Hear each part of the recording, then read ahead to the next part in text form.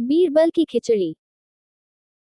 एक दफा शहंशाह अकबर ने घोषणा की कि यदि कोई व्यक्ति सर्दी के मौसम में नर्मदा नदी के ठंडे पानी में घुटनों तक डूबा रहकर सारी रात गुजार देगा, उसे भारी भरकम तोहफे से पुरस्कृत किया जाएगा। एक गरीब धोबी ने अपनी गरीबी दूर करने की खातिर हिम्मत की और सारी रात नदी में घुटने पानी में ठिठुरते बिताए और जहां पनाह से अपना इनाम लेने पहुंचा। बादशाह अकबर ने उससे पूछा, तुम कैसे सारी रात बिना सोए खड़े खड़े ही नदी में रात बिताए? तुम्हारे पास क्या सबूत है? धोबी ने उत्तर दिया, जहां पनाह, मैं सारी रात नदी छोर के महल के कमरे में जल रहे दीपक को देखता रहा और इस तरह जागते हुए सारी रात नदी के शीतल जल में गुजारी।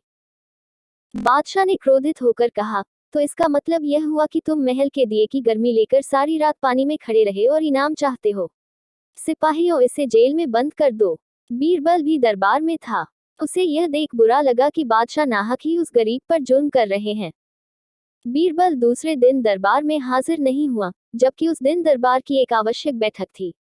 बादशाह ने एक खादिम को बीरबल को बुलाने भेजा। खादिम ने लौटकर जवाब दिया, बीरबल खिचड़ी पका रहे हैं और वह खिचड़ी पकते ही उसे खाकर आएंगे। जब बीरबल बहुत देर बाद भी नहीं आए तो बादशाह को बीरबल की चाल में कुछ संदेह नजर आया। वे खुद तफ्तीश करने पहुंचे। बादशाह ने देखा कि एक बहुत लंबे से डंडे पर एक घड़ा बांधकर उसे बहुत ऊंचा लटका दिया गया है और नीचे जरा सा आग जल रहा है।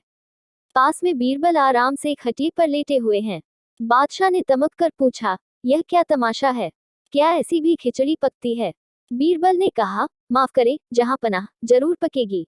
वैसी ही पकेगी जैसी कि धोबी को महल के दिए की गर्मी मिली थी। बादशाह को बात समझ में आ गई।